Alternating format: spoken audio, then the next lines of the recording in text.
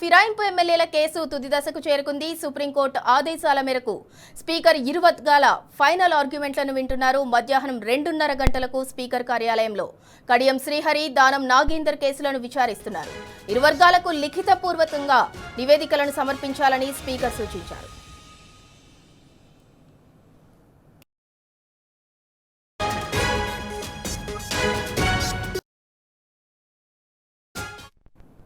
ఇక ఫిరాయింపు ఎమ్మెల్యేల కేసు తుది దశకు చేరుకుంది. సుప్రీంకోర్టు ఆదేశాల మేరకు స్పీకర్ ఇరు వర్గాల ఫైనల్ ఆర్గ్యుమెంట్లనైతే వింటున్నారు. మధ్యాహ్నం 2:30 గంటలకు స్పీకర్ కార్యాలయంలో కడియం శ్రీహరి, దానం నాగేందర్ కేసులను విచారిస్తున్నారు.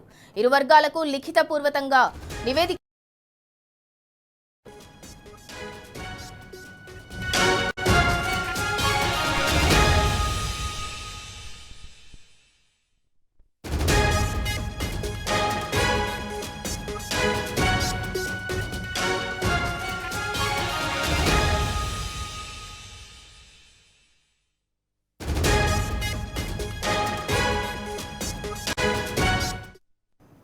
ఇక ఇదే అంశానికి సంబంధించి మరింత సమాచారం మా ప్రతినిధి ప్రదీప్ అందిస్తారు. ప్రదీప్, చివరి దశకైతే ఫిరాయింపు ఎమ్మెల్యేల కేసు విచారణ అయితే వచ్చింది. దానికి సంబంధించి పూర్తి డీటెయిల్స్ ఏంటి?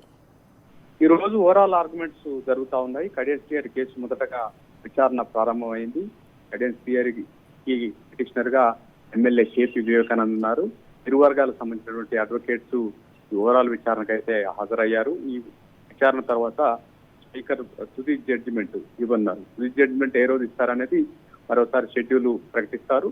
అదేవిధంగా కడియం శ్రీహరి తర్వాత దానం పోతా ఉంది. దానం నాగేందర్ పిటిషనర్లుగా ఎమ్మెల్యే పాడి కౌశిక్ రెడ్డి, బీజేపీకి సంబంధించినటువంటి ఎమ్మెల్యే ఏలేటి మహేశ్వర్ రెడ్డి ఇద్దరు పిటిషనర్లు ఉన్నారు. దానం నాగేందర్ సంబంధించినటువంటి అడ్వకేట్స్ హాజరయ్యేటువంటి అవకాశం ఉంది. దానం నాగేందర్ గతంలో క్రాస్ ఎగ్జామినేషన్ సందర్భంగా కూడా హాజరు కాలేదు. ఆయన తరఫునటువంటి అడ్వకేట్స్ హాజరయ్యి తమ వద్ద ఎటువంటి ఆధారాలు లేవని చెప్పి అప్పుడప్పుడు కూడా దాఖలు చేయలేదు. ఈ నేపథ్యంలో ఈ రోజు ఓవరాల్ ఆర్గ్యుమెంట్స్ ఉంటున్నాయి. ఓవరాల్ ఆర్గ్యుమెంట్స్ లో ఏం చెప్తారు, ఎలాంటి అఫిడవిట్ ఇస్తారు అనేది చూడాల్సినటువంటి పరిస్థితి ఉంది. ఈ ఇద్దరి విచారణ పూర్తయిన తర్వాత తుది తీర్పుకు సంబంధించి ఫైనల్ జడ్జిమెంట్ షెడ్యూల్ ఇవ్వనున్నారు. సుప్రీంకోర్టు ఇప్పటికే చాలా సార్లు ఎమ్మెల్యేల ఫిరాయింపు ఎమ్మెల్యేలకు సంబంధించినటువంటి కేసు విచారణ సంబంధించి చాలా సార్లు టైం ఇచ్చింది. ఇది తుది టైం అని చెప్పి డెడ్ లైన్ విధించింది. అందులో ముఖ్యంగా ఫిబ్రవరి 6కు గడువు ప్రకటించింది. అయితే ఈ వారంలోనే ఈ జడ్జిమెంట్ ఇవ్వాలని చెప్పినటువంటి నేపథ్యంలో ఒకవేళ స్పీకర్ నాన్చివేత ధోరణి అవలంబిస్తే మేమే నిర్ణయించుకోవాల్సి వస్తుందని చెప్పి కూడా ఘాటు వ్యాఖ్యలు చేసినటువంటి నేపథ్యంలో ఇద్దరు ఎమ్మెల్యేలకు సంబంధించినటువంటి విచారణ అయితే వేగవంతం చేశారు. తుది దశకు అయితే చేరింది. ఈ ఓవరాల్ ఆర్గ్యుమెంట్స్ పూర్తయిన తర్వాత మరొకసారి జడ్జిమెంట్ కు షెడ్యూల్ అయితే ప్రకటించారు. అయితే ప్రదీప్, అంటే ఇప్పటి వరకు మనం చూసుకున్నట్లయితే పార్టీ ఫిరాయించిన ఎమ్మెల్యేలు ఎవరైతే ఉన్నారో వాళ్ళ విచారణని స్పీకర్ చేపట్టారు. బట్ ఏంటంటే పార్టీ మారినట్టు ఎలాంటి ఆధారాలు లేవు అని చెప్పేసి తోసిపుచ్చి వాళ్ళు పార్టీ అయితే మారలేదు, వాళ్ళు బీఆర్ఎస్ లోనే ఉన్నారు అన్నట్టు చెప్పారు. మరి ఇప్పుడు మిగిలిన దానం నాగేందర్ కావచ్చు, అలాగే కడియం శ్రీహరిపై కావచ్చు, అంటే ఎలాంటి తీర్పు ఇస్తారు? అంటే పార్టీ పొలిటికల్ వర్గాల్లో ఎలాంటి చర్చ జరుగుతోంది? ఈ రెండు కేసులకు డిఫరెంట్ కేసులుగానే చూడాలి. ఎందుకంటే దానం నాగేందర్ ఖైరతాబాద్ టీఆర్ఎస్ ఎమ్మెల్యేగా గెలుపొంది సికింద్రాబాద్ కాంగ్రెస్ పార్లమెంట్ అభ్యర్థిగా పోటీ చేసి ఉన్నారు.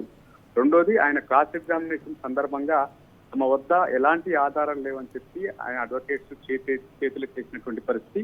మొత్తం 10 మంది పార్టీ ఫిరాయింపు ఎమ్మెల్యేలకు సంబంధించిన 9 మంది ఎమ్మెల్యేలు, 8 మంది ప్రత్యక్షంగాను ఎమ్మెల్యే బాన్పాడ్ ఎమ్మెల్యే పోచారం శ్రీనివాస్ రెడ్డి పరోక్షంగా జూమ్ మీటింగ్ ద్వారా విచారణకైతే హాజరయ్యారు. దానం నాగేందర్ ఒక్కరే ఈ విచారణకైతే ప్రత్యక్షంగా గాను పరోక్షంగాను హాజరు కాలేదు. రెండోది చాలా సందర్భాల్లో నేను కాంగ్రెస్ ఎమ్మెల్యేనే అని చెప్పి ఫ్లెక్సీలు కూడా ఏర్పాటు చేసినటువంటి పరిస్థితి. మీటింగ్లలో కూడా అఫిడవిట్ ఇచ్చిన సందర్భంలో నేను వ్యక్తిగతంగా కాంగ్రెస్ పార్టీ సమావేశాలకు హాజరయ్యాను, బీఆర్ఎస్ పార్టీకి రాజీనామా చేయలేదని మాత్రం ఆయన చెప్తున్నారు. కానీ క్రాస్ ఎగ్జామినేషన్ సందర్భంగా ఆయన ఎలాంటి అఫిడవిట్, ఆయన తరఫు అడ్వకేట్స్ కానీ ఆయన ప్రత్యక్షంగా హాజరు కాలేదు. రెండోది చేయలేదు. తాను దానికి సంబంధించి మా దగ్గర ఎలాంటి ఆధారాలు లేవని కూడా చెప్పినటువంటి పరిస్థితి. ఈ కేసును ప్రత్యేకంగా చూడాల్సినటువంటి అవసరం ఉంది. ఏ రకంగా ఇస్తారు అన్నటువంటి ఉత్కంఠ అయితే సర్వత్రా నెలకొన్నటువంటి పరిస్థితి. ఇక కడియం శ్రీహరి స్టేషన్ గన్పూర్ బీఆర్ఎస్ ఎమ్మెల్యేగా గెలుపొంది ఉన్నారు. ఆయన కాంగ్రెస్ లో చేరారు. ఆయన కూతురు కడియం కావ్య వరంగల్ పార్లమెంటు కాంగ్రెస్ అభ్యర్థిగా పోటీ చేశారు. ఆమె పోటీ చేసిన సందర్భంలో నామినేషన్ పత్రాలపై ఆయన సంతకం చేసి ఉన్నారు. టెక్నికల్ గా ఈ అంశాన్ని బీఆర్ఎస్ పార్టీ చూపిస్తా ఉంది. దీని ఆధారంగా ఈయనపై అనర్హత వేటు వేయాలని చెప్పి కోరుతున్నటువంటి పరిస్థితి. రెండోది కాంగ్రెస్ పార్టీ కార్యాలయాలకు కలిసినటువంటి ఎవిడెన్సెస్ అన్ని ఓవరాల్ గానైతే వినిపించి ఉన్నారు, చూపించి ఉన్నారు.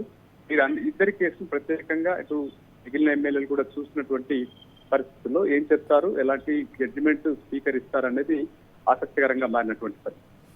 Right, thank you Pradeep. ఇక మొత్తానికి ఫిరాయింపు ఎమ్మెల్యేల కేసు అయితే తుది దశకు చేరుకుంది. సుప్రీంకోర్టు ఆదేశాల మేరకు స్పీకర్ ఇరు వర్గాల ఫైనల్ ఆర్గ్యుమెంట్లను అయితే వింటున్నారు. అందులో భాగంగానే ఇవాళ దానం నాగేందర్, మరోపక్క కడియం శ్రీహరి విచారణ అయితే కొనసాగుతోంది.